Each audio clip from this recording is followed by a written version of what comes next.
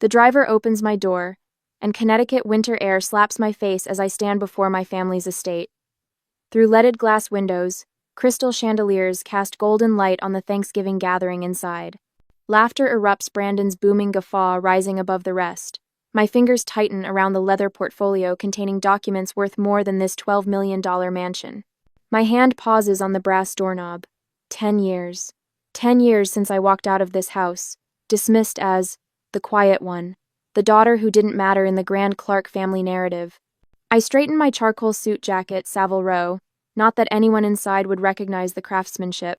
The single platinum bracelet at my wrist catches the porch light. No flashy diamonds or family crest.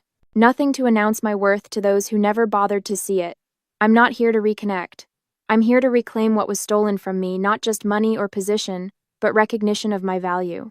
Through the window, I spot my father holding court in his typical fashion, gesturing with a crystal tumbler while Brandon nods eagerly beside him. Mother stands nearby, smile fixed like porcelain, fingers white around her wine stem. Savannah poses for selfies in a red dress that probably cost what most people make in a month. The tableau of wealth on display makes my quiet luxury feel like a secret weapon. The knob turns under my hand. Christmas dinner, 10 years ago. The memory rises unbidden. Father's fist slamming on mahogany when I dared question Brandon's decision to expand manufacturing without securing supply chains first. If you're not contributing, you don't get a voice in this family. Father's words, delivered with surgical precision, while Brandon smirked over his bourbon. That night, freezing rain pelted my car windows as I packed everything I owned and drove toward an uncertain future. No goodbyes. No one tried to stop me. The foyer smells exactly the same: beeswax, polish, and old money. Conversations pause as I step inside, then resume at slightly higher pitches. Mother's eyes widen, father's narrow. Brandon detaches himself from a conversation with one of the board members and saunters toward me. Well, look who decided to grace us with her presence. His eyes flick to my wrist. Nice watch. Department store having a sale? The Patek Philippe on my wrist cost more than his car. I don't correct him. Hello, Brandon. My voice emerges steadier than I feel. Happy Thanksgiving. He frowns slightly at my lack of defensiveness, at the quiet confidence that wasn't there when I left. Martha, our family cook for 30 years, appears with a silver tray of drinks. Her eyes crinkle with genuine warmth when she sees me. Miss Bryony, welcome home. She offers me a crystal tumbler. Your favorite, Macallan 25. Neat. My fingers tremble slightly as I accept the glass, but steady as I take a sip. The whiskey burns pleasantly, warming me from inside. Martha remembers. Of course she does. Father's voice booms from across the room. Brandon, we need to discuss the Thompson account before dinner. He beckons my brother, completely ignoring my presence. Mother hovers nearby, uncertain whether to approach me. Savannah doesn't even look up from her phone. Just like that, I'm excluded from the pre-dinner business conversation, dismissed before I've spoken a single word. I watch them huddle near Father's study door, Brandon gesturing enthusiastically while Father nods. They have no idea who they're dealing with. No clue that the portfolio I'm clutching contains documents that will change everything. I take another sip of whiskey and allow myself a moment of satisfaction. Their perception of me as powerless might be insulting, but it's also my greatest advantage. They think I'm still the quiet daughter who ran away when things got hard. They're about to learn how wrong they've been. I linger in the hallway outside Father's study, my back pressed against the mahogany paneling. Through the partially open door, my father's voice carries with the distinctive timbre of calculated restraint. We've kept her out of grandfather's trust for a decade, Brandon. One dinner doesn't change anything. My body goes completely still. My breathing shallows. The crystal tumbler in my hand might as well be welded to my palm. Brandon's laugh follows. She has no idea the amendments we made, legally airtight. The old man thought she'd run the company someday. Father's voice drips with dismissal. Imagined she had some special insight. Thank God we fixed that particular delusion. I remain frozen, as rage builds beneath my composed exterior. Not a single muscle betrays me. They haven't just pushed me aside. They've been systematically erasing me from the family legacy. The legacy my grandfather built. The one he specifically wanted me to protect. I need to check something in your desk before dinner, I hear Brandon say. I slip into the shadows of an alcove as Brandon exits, checking his Rolex, a gaudy, diamond-encrusted monstrosity that screams insecurity. When his footsteps fade, I enter the study. Father's desk stands imposing beneath the portrait of my grandfather. I know exactly where to look. Third drawer on the right, where important documents were always kept. The folder is labeled Clark Family Trust Amended. My hands don't tremble as I photograph each page with my phone, document after document revealing the manipulation. My name, crossed out. Provisions, rewritten. My grandfather's intentions, perverted. Dinner in 5 minutes, Martha calls from the hallway. I replace everything exactly as I found it, leaving no trace of my discovery. The dining room gleams with ostentatious wealth. Crystal chandeliers, silver candelabras, fine china that costs more than most people's monthly rent. Father sits at the head of the table, Brandon at his right hand. Savannah, wearing what appears to be an entire season's worth of designer clothes at once, live streams herself adjusting the centerpiece. Perfect lighting for my followers. She murmurs to no one in particular, her face bathed in the artificial glow of her phone. Mother sips her 4th glass of wine, her eyes slightly unfocused. I see now what I missed before. Her drinking isn't casual, it's survival. Father stands, commanding attention, without asking for it. Before we carve the turkey, I'd like to make my annual State of the Company address. Brandon beams, anticipating praise. Savannah barely looks up from her phone. Creston Systems has had a challenging year, Father begins, but I'm pleased to announce we've finalized negotiations with a buyer. My fork pauses halfway to my plate. This is news. The company will be sold by year's end to an as-yet undisclosed entity. Father's eyes gleam with satisfaction. Brandon will maintain his executive position, with a substantial increase in compensation. Brandon interjects, not to mention the company yacht I've already put a deposit on. And, Savannah chimes in, my new influencer deals leveraging the Creston connections are already signed. I observe the tableau before me with a photographer's eye for detail.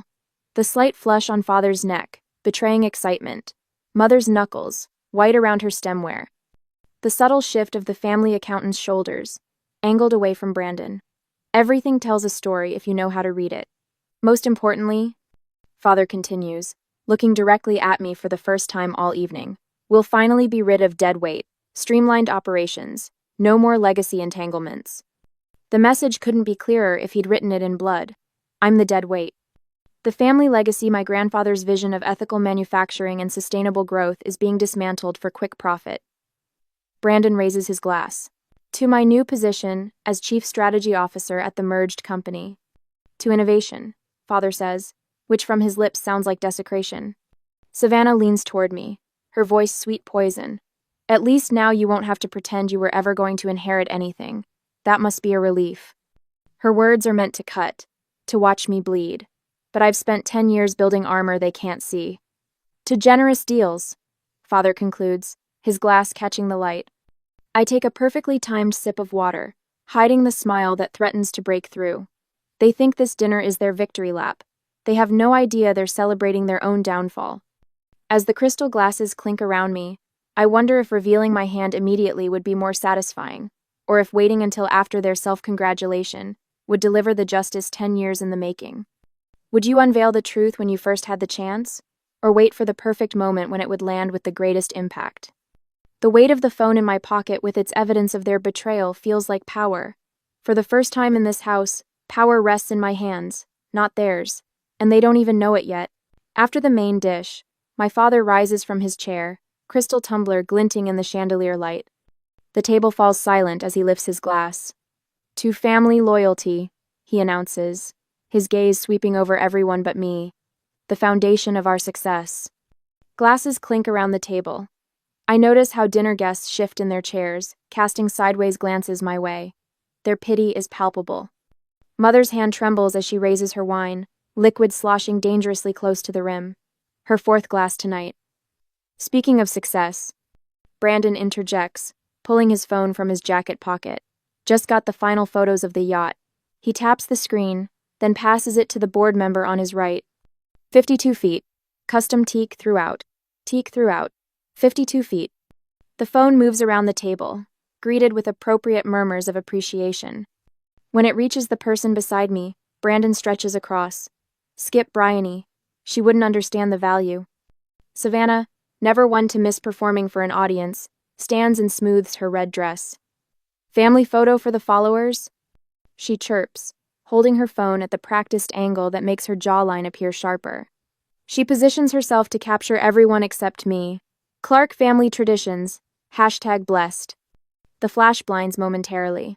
I take another sip of water, allowing the cool liquid to wash away the bitter taste of exclusion. My mind drifts to those first months in Austin. The barren office space I couldn't afford to furnish.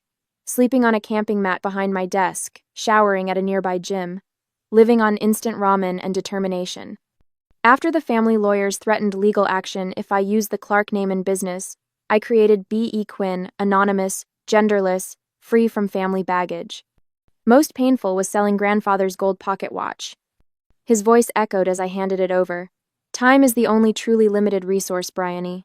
Spend it creating value. That watch funded my first server farm. The irony wasn't lost on me sacrificing a timepiece to buy time for my company to grow. The doubts circled like vultures those first months. What if father was right? What if I truly had nothing of value to contribute? 18-hour days became my norm. When competitors slept, I worked. When they vacationed, I expanded. All while quietly purchasing shares in Creston through shell companies, watching my family's mismanagement from afar. Martha appears at my elbow, setting down the dessert tray. As she leans to place a slice of pumpkin pie before me, her hand briefly squeezes my shoulder. Your grandfather would be proud, she whispers, her voice barely audible over the dinner conversation. He always said you were the only one who truly understood value. Her words straighten my spine. The validation I never received from my family comes from the woman who watched me grow up, who saw what they refused to see. Father stands again, tapping his knife against his glass. The candles cast dramatic shadows across his face as conversation dies down. I have an announcement, he declares, satisfaction evident in his expression. As some of you know, we've been in negotiations with buyers for several months. He pauses for effect. Creston Systems has been sold, and none of you are getting a dime. Savannah drops her phone mid-selfie. What? You promised me the PR division? Brandon's face flushes crimson. This isn't legal. I'll contest it. Father waves off their protests. The deal is done. Evertech Holdings, $57 million. A generous offer considering recent performance issues. He looks pointedly at Brandon.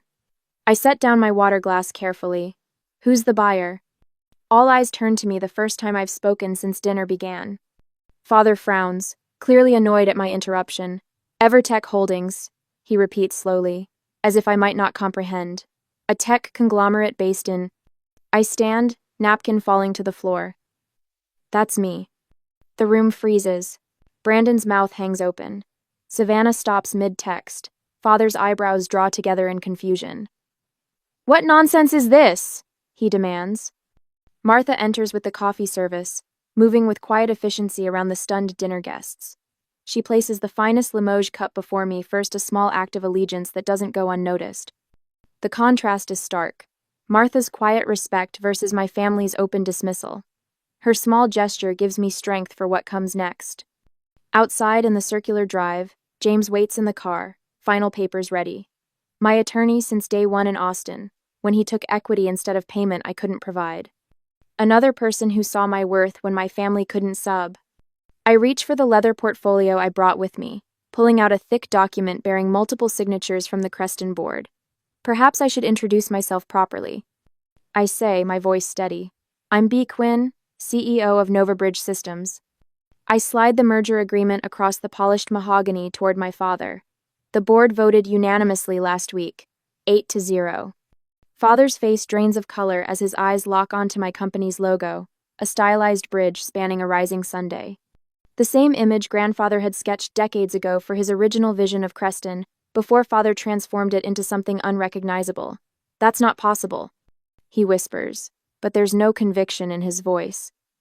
For the first time in my life, I watch certainty drain from him, like water through open fingers. Father sets his hands down with trembling fingers. All eyes lock on me as I stand, the portfolio open on the table, revealing the truth that's been 10 years in the making. I built NovaBridge from nothing, I say, my voice steady as I maintain eye contact with each family member in turn. While Brandon was buying yachts with company funds, I was sleeping on my office floor in Austin. I slide the first document across the polished mahogany. Mother reaches for her reading glasses, her expression shifting from shock to something I haven't seen in years, perhaps pride. 240 million in valuation. Built client by client, contract by contract. I place a finger on the quarterly report. While father was dismissing me as inconsequential, I was securing capital investments from the very suppliers Creston had alienated. Brandon lurches forward. This is corporate espionage. You stole our clients. Number. The word falls between us like a gauntlet. I extract another document and slide it toward him. These are legally executed contracts with former clients who left Creston after your mismanagement. Would you like me to detail which ones abandoned ship after you failed to deliver on 3 consecutive promises? Father's face reddens. I'll invalidate this sale. The board would never. The board voted unanimously. I produced the meeting minutes, complete with signatures.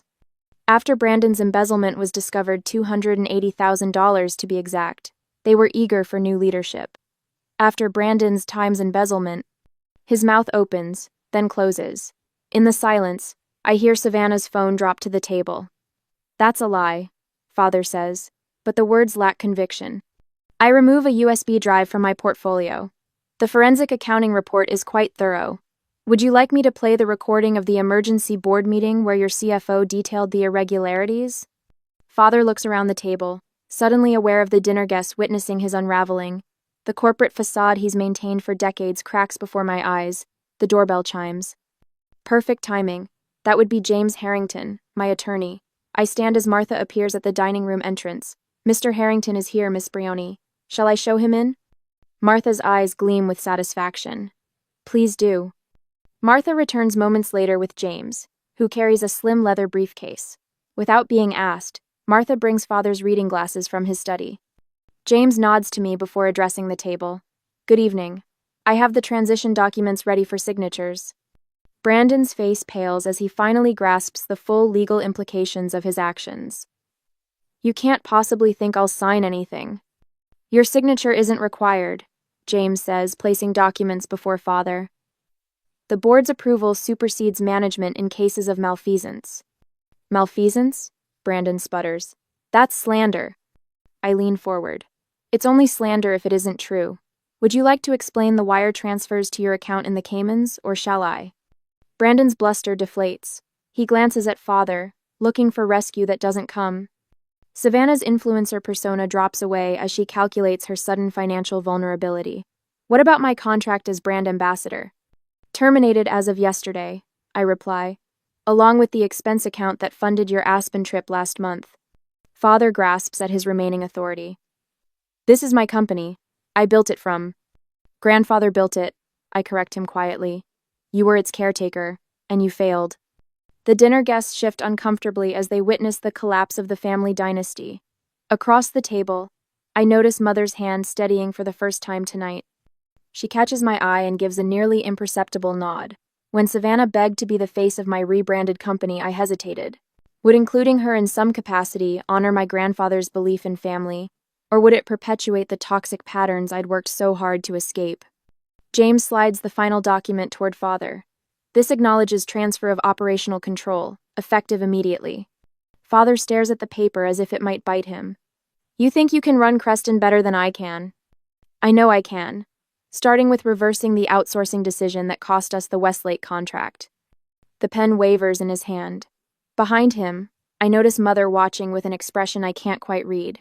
She catches my eye and mouths something that looks like, after dinner. Brandon shoves back from the table. This is ridiculous. I'm calling our lawyers. Savannah stands too, already punching numbers into her phone. My agent needs to hear about this. Only father remains seated, diminished in his tailored suit, the magnitude of his failure settling on his shoulders like an invisible weight. He looks up at me with unfamiliar uncertainty. What happens now? He asks, his voice barely above a whisper. Before I can answer, Mother speaks, her voice clearer than I've heard all evening. Bryony, might I have a word with you privately? After dinner? The request hangs in the air, unexpected, intriguing. What does she know that I don't? I nod. Of course. After 10 years of silence, it seems my mother finally has something to say. Father leans forward across the polished conference table, his voice softening to a tone I haven't heard since childhood. Brioni B., he says, using my old nickname like a skeleton key to unlock doors long sealed. Let's be reasonable about this. Keep the company if you must, but surely there's room for family. His smile stretches too tight across his face. Brandon nods eagerly beside him. The same bobblehead agreement I've seen at every family gathering when father speaks. I could advise on operations, Brandon offers, his voice pitched for sincerity, while his eyes calculate his survival. Keep my current lifestyle arrangements, of course, but lend my expertise where needed. I resist the urge to ask what expertise he means exactly, the ability to sink $300,000 into a yacht, while the company's infrastructure crumbled perhaps. Savannah looks up from her phone, suddenly interested.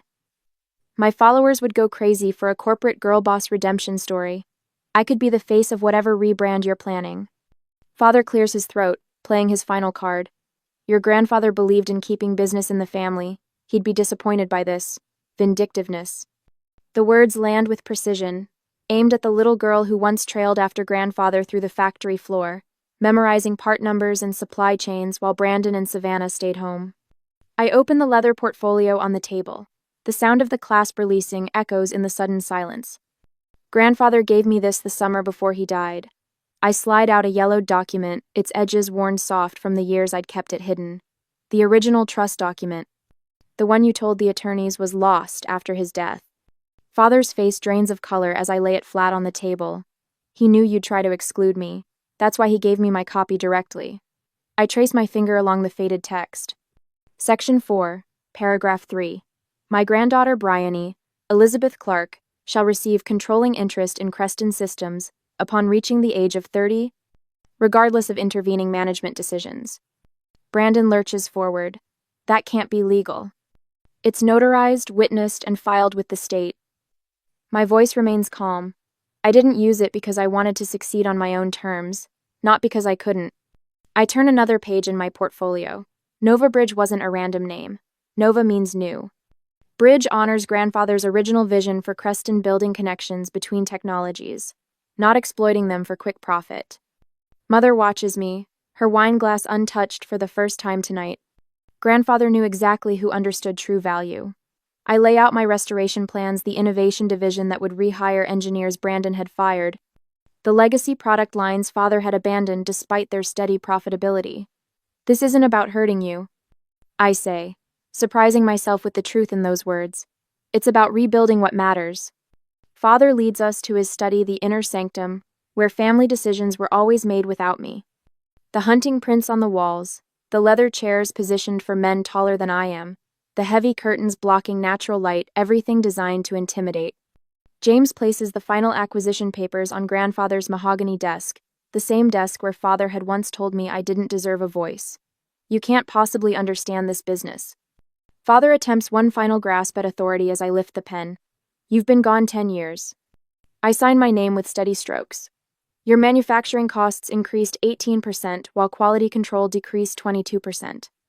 Your server infrastructure is running on systems 3 generations out of date. You're paying triple market rate for cloud storage because Brandon canceled the IT director position to fund his boat. The Austin distribution center operates at 30% capacity because you refused to invest in automation that would have paid for itself in 14 months. And you're hemorrhaging talent because you cut the equity program that grandfather established. The scratch of my pen on paper punctuates each point. Father's mouth opens, then closes. I reach for the nameplate on the desk, Donald Clark, CEO, and slide it into the drawer.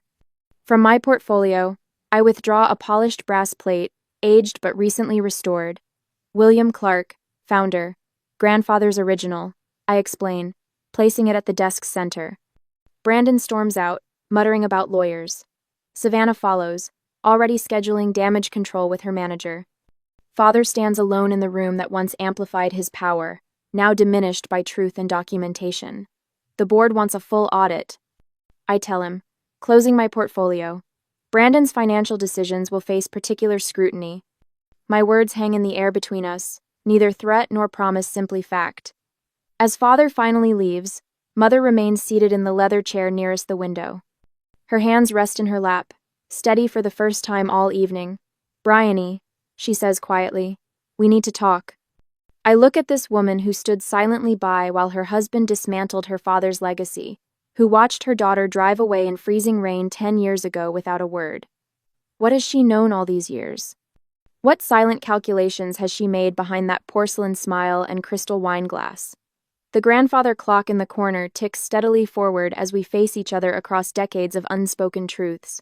The morning sun streams through floor-to-ceiling windows as I settle into my chair at Novacrest Technologies. My fingertips trace the engraved brass nameplate on my desk. Brianne Clark, CEO. 6 months since Thanksgiving dinner, and this still feels surreal. The muted chime of my intercom breaks the silence. Miss Clark, your 9 o'clock is ready. Thank you, Eliza. Send them in. My leadership team files in 6 department heads, whose talents had been overlooked by traditional corporate structures. A former military strategist who couldn't break into management because she lacked an Ivy League degree. A brilliant programmer who'd been relegated to maintenance work because of his unconventional appearance.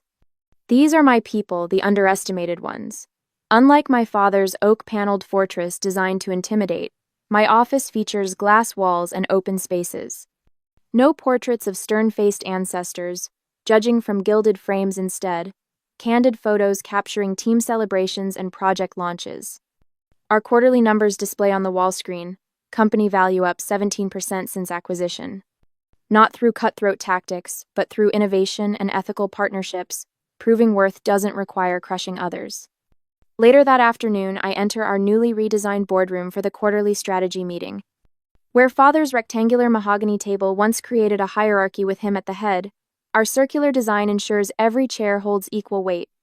No power position, no silent corners where voices disappear. Before we begin, I say, I'd like to hear concerns about our expansion timeline. A junior analyst raises her hand tentatively. The vendor transition schedule seems aggressive. We might need another week for proper testing. 10 years ago, at a Christmas dinner, my father slammed his fist when I raised similar concerns. I'd been silenced, dismissed. Today, I nod and lean forward. Let's explore that. What specific risks do you see? As she outlines her thoughts, gaining confidence with each point, I catch my reflection in the polished table surface. The woman looking back bears little resemblance to the girl who fled a decade ago. Same eyes, but steadier. Same voice, but certain. When the meeting concludes, the team disperses with clear direction and renewed energy. No one leaves feeling diminished. The evening brings a small gathering in my penthouse. James, who believed in me when I arrived in Austin with nothing but determination. Martha, who retired from the family estate to become my executive assistant. And Mother, now 6 months sober, her hands steady as she arranges fresh flowers in a crystal vase. To building rather than breaking. Mother raises her sparkling water, her voice stronger than I've ever heard it. The woman who once disappeared into wallpaper now mentors women entrepreneurs through our foundation, turning her decades of survival into wisdom that guides others. We clink glasses as the city lights twinkle below us. After they leave, I stand before the illuminated display case in my office. Inside rests my grandfather's battered laptop, the one he used to draft his first business plan in 1978. Beside it, I place his gold pocket watch, which I repurchased last month from the pawn shop where I'd reluctantly sold it 10 years ago. My fingers rest on the glass as I consider tomorrow's foundation meeting. We're finalizing the Clark Innovation Scholarship funding for brilliant minds without connections or pedigrees. Students like I once was, with vision but no voice. Mother has taken an active role in the foundation, channeling her regret into purpose. Brandon faces indictment for financial improprieties. Father lives alone in a smaller house, his empire gone. Savannah posts fewer selfies and more substance lately. Perhaps witnessing consequences has sparked growth.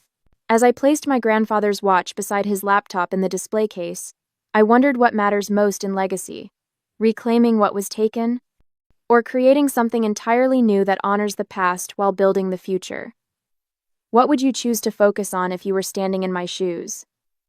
The answer seems clearer with each passing day. Legacy isn't what you inherit, it's what you build.